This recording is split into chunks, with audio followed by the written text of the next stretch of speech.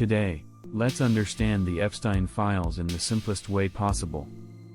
The Epstein files are a huge collection of documents linked to investigations into Jeffrey Epstein, a convicted sex offender, and Ghislaine Maxwell, who was convicted in connection with sex trafficking. These files include things like travel logs, emails, photos, videos, contact records, court material, and investigative documents. In early 2026, the U.S. Department of Justice said it had released nearly 3.5 million pages, along with more than 2,000 videos and around 180,000 images tied to the case. So why do people care so much?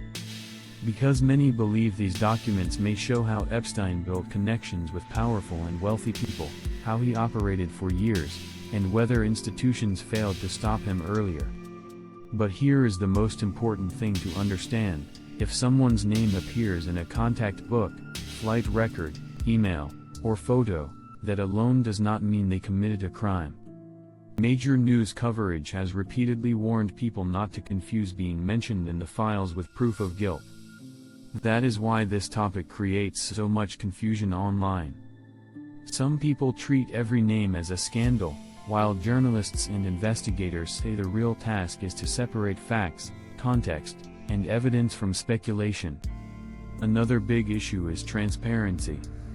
Even though millions of pages were released, reports say many parts were redacted, some materials were hard to navigate, and critics argued the disclosures were still incomplete or difficult for the public to fully understand.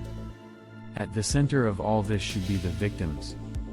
The bigger story is not celebrity gossip, but abuse, trafficking, justice, and whether powerful systems protected the wrong people for too long.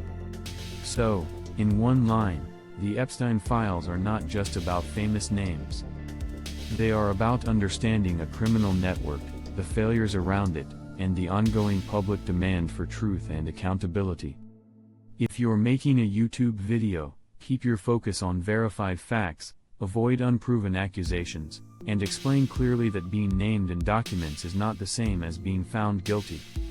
That makes your video more accurate, fair, and responsible.